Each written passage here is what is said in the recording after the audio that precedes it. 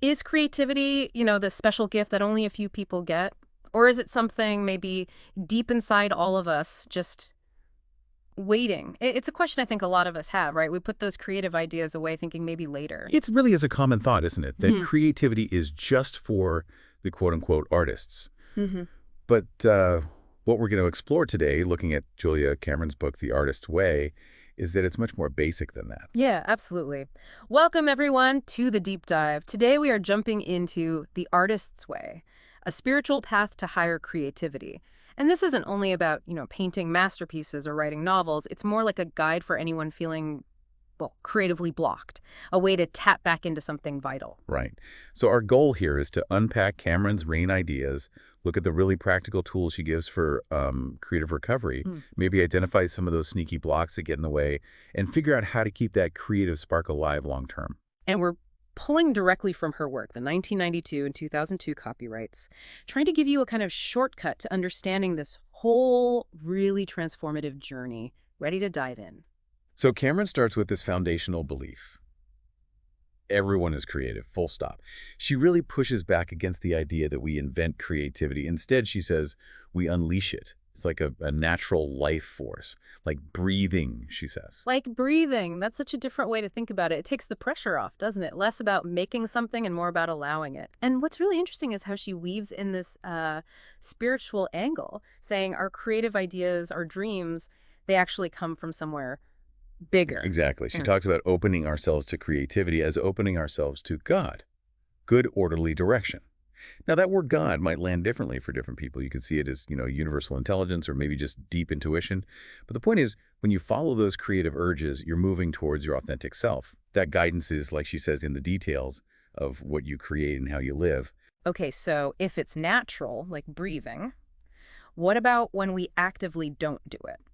When we resist? Cameron says something quite profound there, that refusing creativity is actually an act of self-will against our own nature. What's behind that resistance then? Well, it suggests that holding back creativity isn't passive. It takes active effort, even if it's unconscious. It points to those deep patterns of self-sabotage, maybe fear of what might happen if we do unleash it, fear of failure, maybe fear of success even.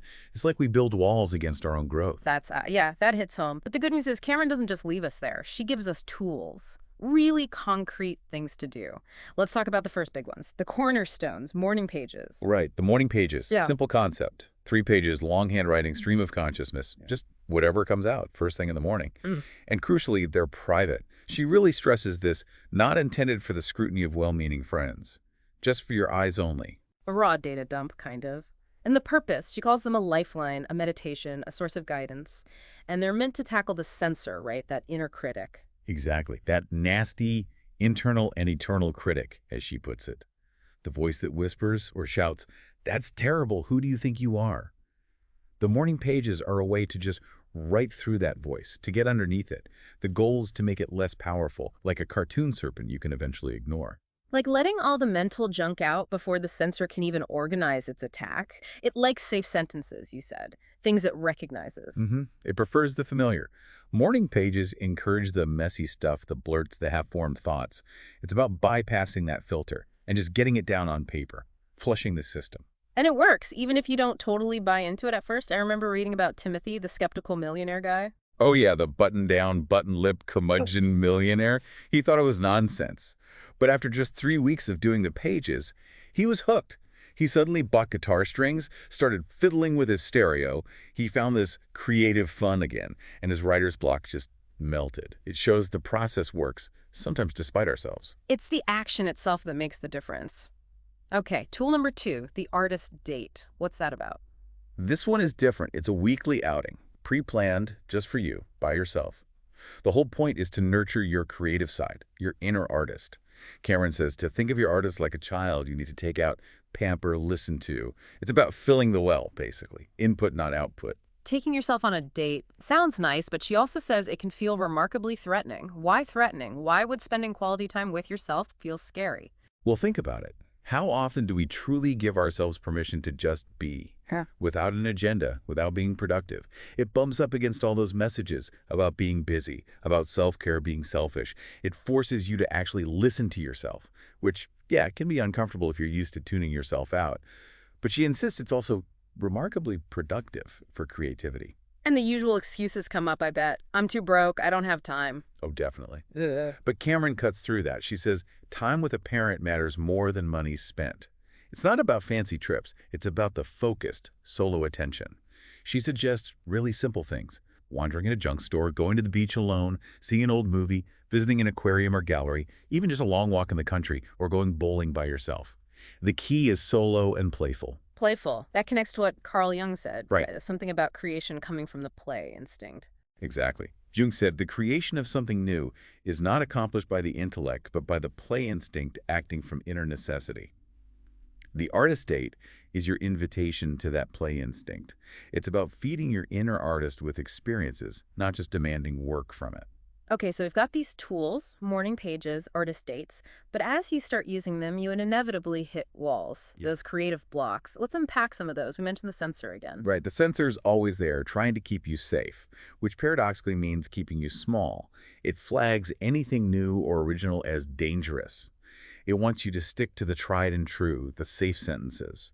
Its job is basically to tell you everything original is wrong, dangerous, rotten. Ugh.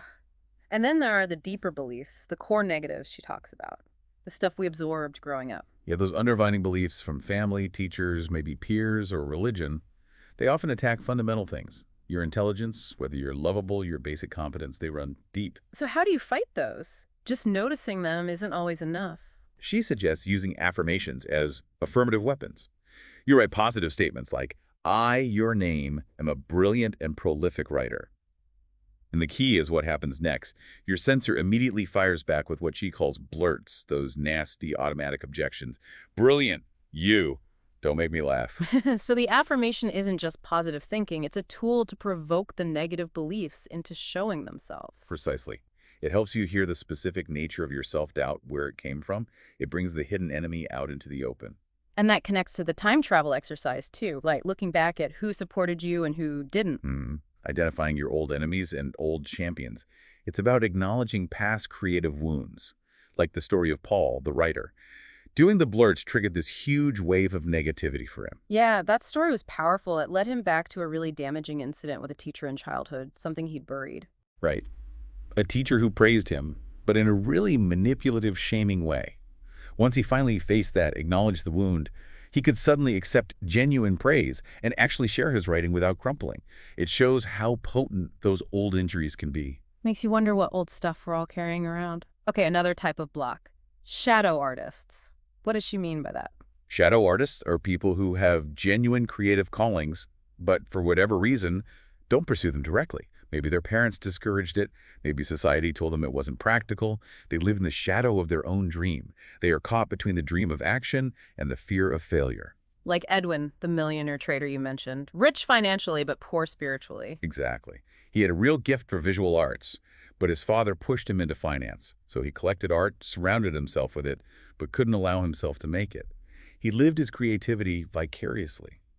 It's surprisingly common. People become critics, agents, dealers, patrons, orbiting the art world, but not daring to enter it as creators themselves. There's often a deep sadness there.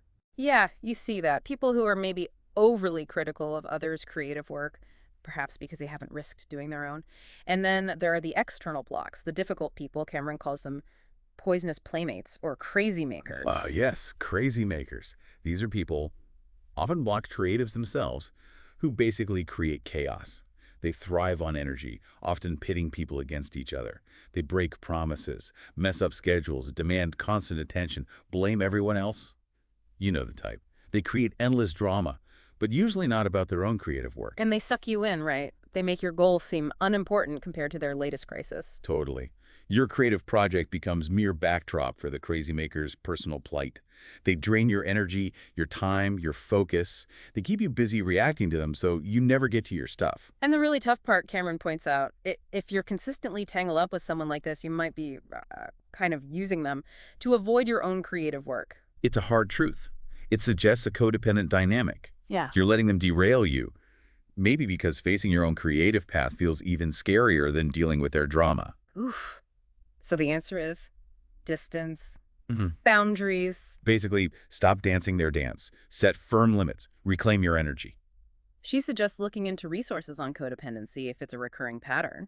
You have to choose your own well-being and your creative work over getting sucked into their vortex. Makes sense. Okay, another classic block, I'm too old or I'm too young. That feels so real when you're in it. Oh, it feels completely legitimate. But Cameron calls it an evasive tactic. It's a way to dodge the vulnerability of being a beginner, the emotional cost of the ego deflation, she calls it. We look at our first clumsy attempts and compare them to the polished work of masters, and we just shut down. Yeah, we forget they were beginners once too. Cameron herself felt too old for film school at 35, right? She did. And when she finally went, she was way older than her classmates. But she found she had more hunger, more life experience to draw on, a steeper learning curve. It wasn't a disadvantage at all. And she points out lots of people find their best work later in life. The guy who wrote Jules and Jim started his first novel in his 70s. Exactly. It blows that age excuse right out of the water. It's just fear talking, giving us a convenient off-ramp before we even have to try. Okay, so we're working through these blocks, using the tools. How do we keep it going? How do we sustain this creative flow? Cameron talks about the virtue trap. What's that? Ah, the virtue trap. This is huge, especially maybe for women, but really for anyone taught to be nice and put others first. You defer your own needs, your own creative time, because you feel obligated to take care of everyone else.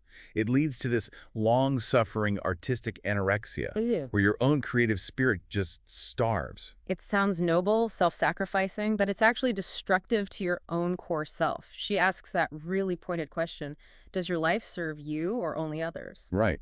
And in today's world with constant demands and the pressure to always be available, it's so easy to fall into this trap. You have to actively choose to nurture yourself. Which ties into the next point, money madness. The belief that lack of money is the real reason you can't create. Cameron says this is never an authentic block. That's a bold statement. It is bold. What she means is the feeling of lack, the feeling of constrictions and powerlessness around money, that's the block, not necessarily the dollar amount. She has a spiritual perspective again, saying God has lots of money, meaning the universe has abundant resources, ideas, opportunities. If we stop fixating on how the support has to come, like from this specific job or person, and open up to unexpected possibilities, things can shift. The belief in scarcity is the real trap. Interesting. Okay, let's talk about anger. Usually seen as a negative, something to avoid, especially in creative work. But Cameron flips that idea completely. She does. She calls anger our friend. Not an enemy to be suppressed, but a vital signal. It's the firestorm that signals the death of our old life and the fuel that propels us into our new one. Wow. So anger tells us when something's wrong, when boundaries have been crossed, or when we've betrayed ourselves. Exactly. It tells us when our needs aren't being met, when we're not honoring our own path. It's energy. It signals time to act in our own best interests. It's not about staying angry, but about using that fire to make necessary changes. That's a powerful reframe. Next up, getting physical. The zen of sports. Why is moving your body so important for creative types who might be more cerebral? Because often, blocked creatives are stuck in their heads, overthinking, analyzing. Cameron says to create a body of work, you need to, first of all, move into the body. Exercise literally shifts your perspective. It builds inner strength, resilience, and it teaches process, patience things essential for creative work. She gives examples, right? Yeah. Jenny running to clear her head from client issues. Yeah, and Eve Babbitt's the novelist, swimming laps to sort out her thoughts. Libby, the painter, learning patience and how to handle hurdles from horseback riding. It's not just about fitness, it's about connecting with a different kind of intelligence in the body. And the endorphins, that singing feeling she mentions, it connects you to a sense of well-being, maybe even universal energy. Absolutely. It gets you out of the mental loops and into a state of flow, physically, which can then translate into creative flow. Okay, here's a weird one. Reading deprivation. For people who love words, being told not to read sounds like torture. How does less input help? It sounds totally counterintuitive, I know. But Cameron argues that constant input, especially words, news, media chatter, acts like tiny tranquilizers.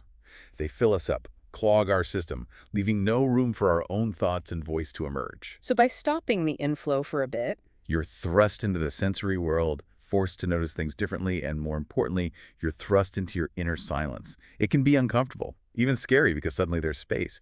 But out of that space comes a new outflow of your own ideas, feelings, images. It clears out the sludge of blockage. Makes sense. You stop consuming, you start creating. And when you do start creating, acting on your own impulses, Karen talks about synchronicity, those meaningful coincidences. Right.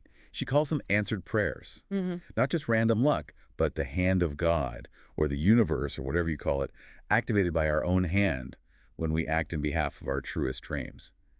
It's like the universe conspiring with you once you commit to your path. Like her story about casting her play and the perfect actress Juliana McCarthy suddenly becoming available right when she needed her. God is showing off. Exactly. These aren't just happy accidents, they're affirmations, signs that you're aligned, you're moving in the right direction. They build faith in the process. And you don't have to do this alone. Creative clusters. Yeah. Finding your people. Yes, she's a big believer in peer support, not necessarily rigid academic structures. These tribal gatherings, as she calls them, are where creative beings raise, celebrate, and actualize the creative power together. Mutual encouragement. It's so important. Even huge names need it, like the story of Spielberg being encouraged by Brian De Palma about his UFO movie idea. Yeah. Which became Close Encounters. It shows that even the most successful artists wrestle with fears and doubts. We all need a little help from our friends to keep going sometimes. Validation, brainstorming, just knowing someone gets it. Definitely. Okay, final big concept for sustaining creativity. Looking for the other door. This sounds like resilience. It absolutely is. It's about what you do when you hit a no. When the conventional path is blocked, instead of giving up, you practice self-empowerment and choice by looking for alternative routes. You find another door. Like the example she gives, Shirley Clark switching from dance to film, Kazan going from directing to novels. Right, or John Cassavetes funding his own directing by acting. Shelley Duvall creating fairy tale theater when acting jobs dried up. The core message is resourcefulness. Don't let rejection define you or stop you. Don't let the bastards get you down, as she puts it bluntly. You need that sword of steely intention and the shield of self-determination to push past the doubters, the wet blankets who want to dampen your dreams. Own your path. Exactly. Find your own way forward. Wow. Okay, that was quite a deep dive into the artist's way. We've covered so much ground. Recognizing creativity is just innate, part of us. Using those core tools, morning pages, artist dates to reconnect, then tackling the censor, the core negatives, the shadow artists within, the crazy makers without. And reframing things like money, anger, age, getting into our bodies, managing input, finding our tribe, building resilience. It's a whole system for reclaiming and sustaining that creative life force. It really is a pathway, and it feels hopeful, practical, but also, like you said earlier, ongoing. Definitely. Cameron stresses it's a spiral path. Yeah. You revisit things. You don't just graduate from being creative. There is no such thing as being done with an artistic life. It's a practice, a way of living. It's a constant unfolding, which leads us nicely to our final thought for you today. It's from the choreographer Agnes de Mille, and it feels very relevant to this whole journey. Living is a form of not being sure, not knowing what next or how. The moment you know how, you begin to die a little. The artist never entirely knows. We guess. We may be wrong, but we take leap after leap in the dark. That's beautiful. Embracing the not knowing. So the question for you to ponder is, what leap into the dark, big or small, might you be ready to take on your own creative path?